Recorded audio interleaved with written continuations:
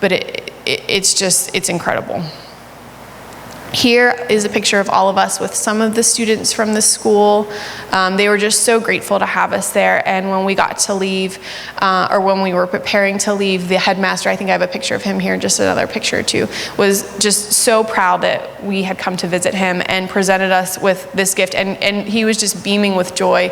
And it was a bottle of water. And he was like, "This is for you, our guests. We're just so thrilled to have you here. And this is our gift to you." And at that moment, I was so thankful because I had run out of water.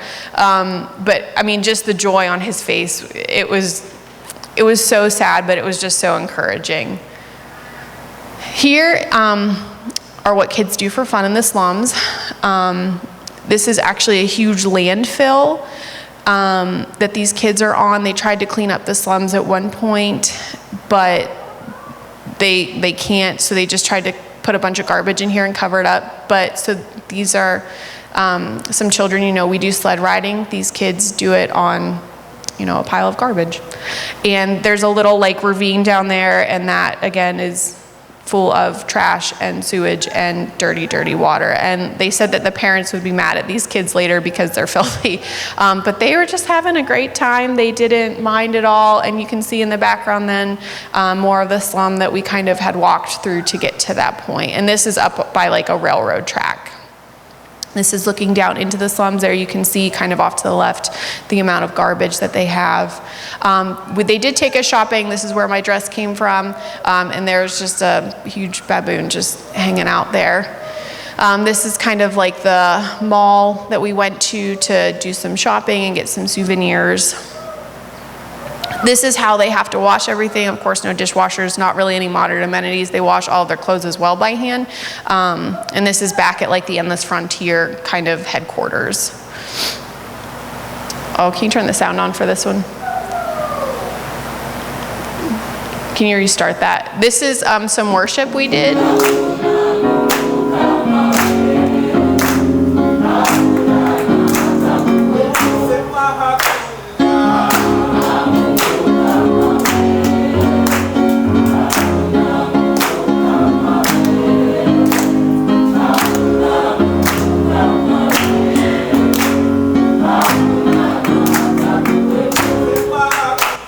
They speak Swahili. Not all of them speak English. The majority of them do.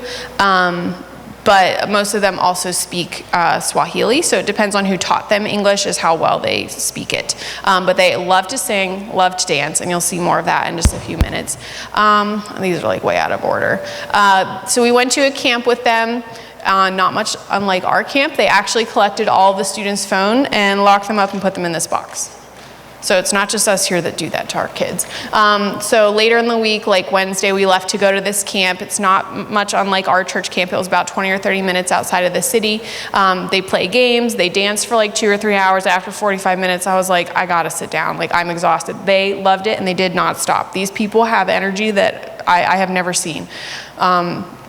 But yes, this is Casey. She jumped in, played a game with her team. They divided us all up into teams. You're on a different team every day. And I think her team actually won that game. This was a meal for us the one night. I think that might be chicken. I'm really not sure.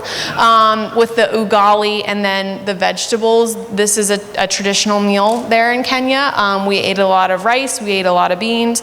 We ate a lot of vegetables. I think Bill lost 10 pounds because he does not eat much of that.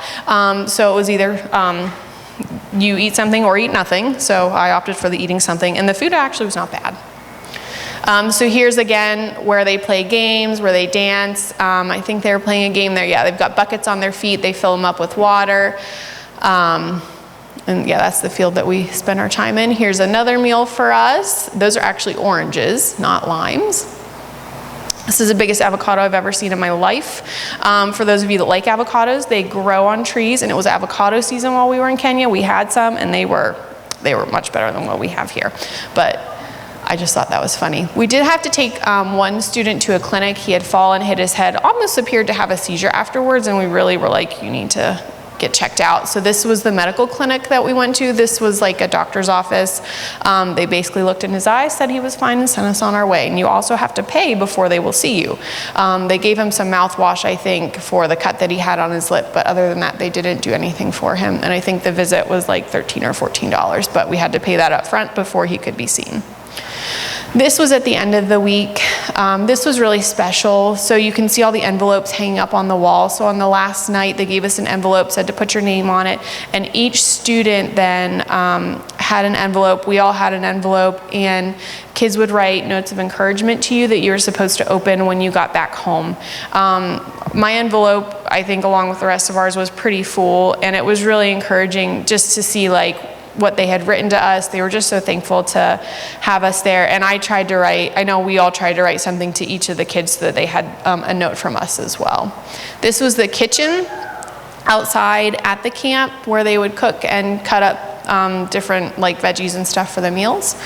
They did have a graduation ceremony then for the students. This is a program that they do. These are older kids like in their early 20s that are done with school, like high school. It's called Ex-Candidates.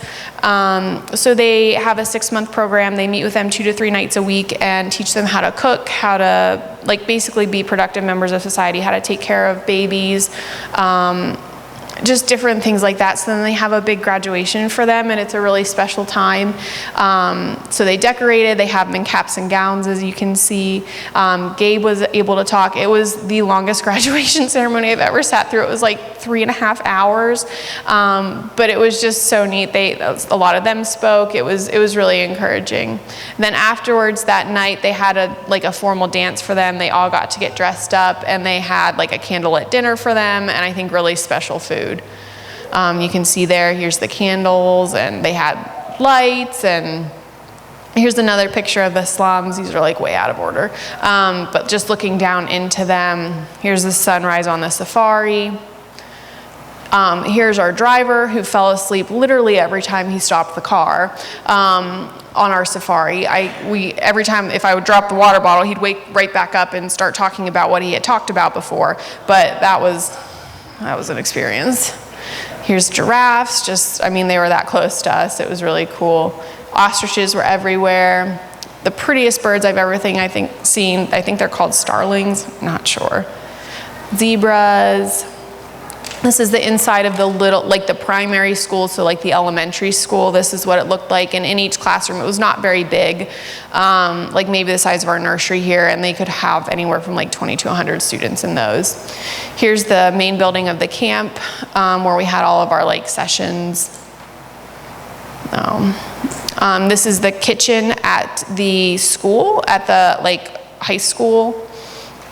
This is walking through the slums. You can just see the dirt, and they sell like everything on the side of the road, including meat. It's not refrigerated, so it's just hanging there. So you go up and tell them you want a pound, and they just chop it off, and off you go. This is walking through the slums again.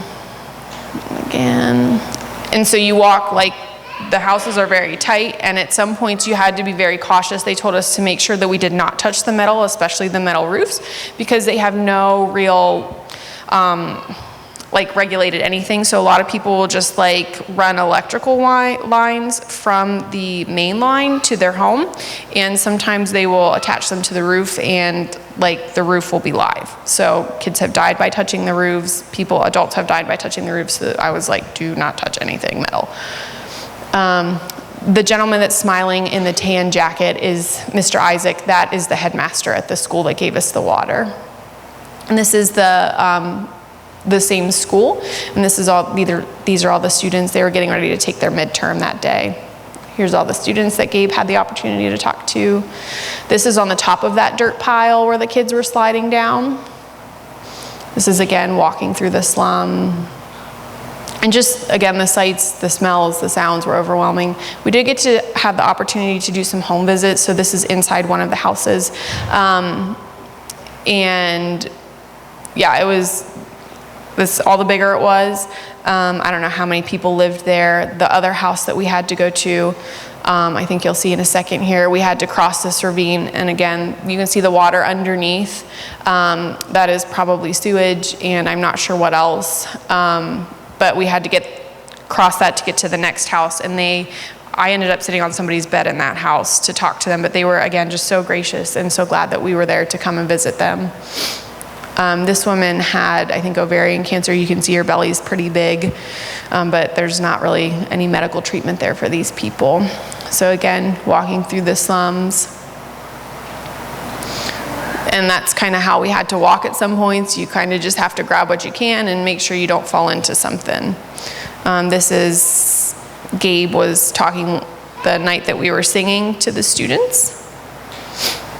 And here's graduation. These are the kind of leaders of the Endless Frontier group. On the right, his name is Nico. He's the most energetic man I've ever met.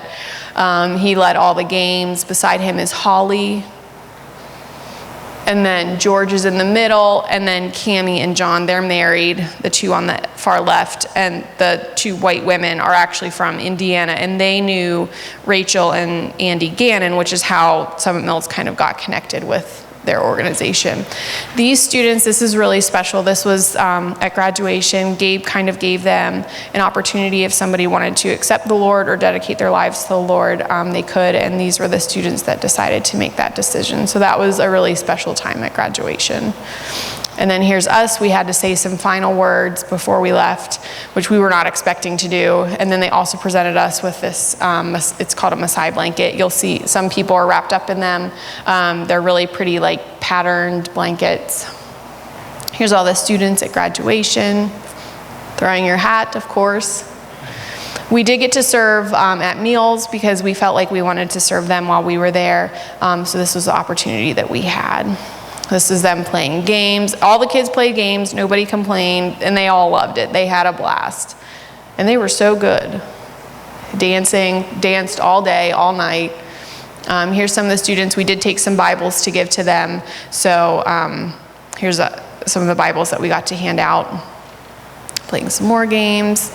Here's Casey and I with some of the girls, some of the friends that we made there. They do also a lot of skits. They put them together based off of what the speaker had talked about. Dancing. They do morning Zumba and go for morning runs. I thought they were kidding. They were not. We did not go for a run, thank goodness, but we did do Zumba every morning to wake up. Here's Zumba.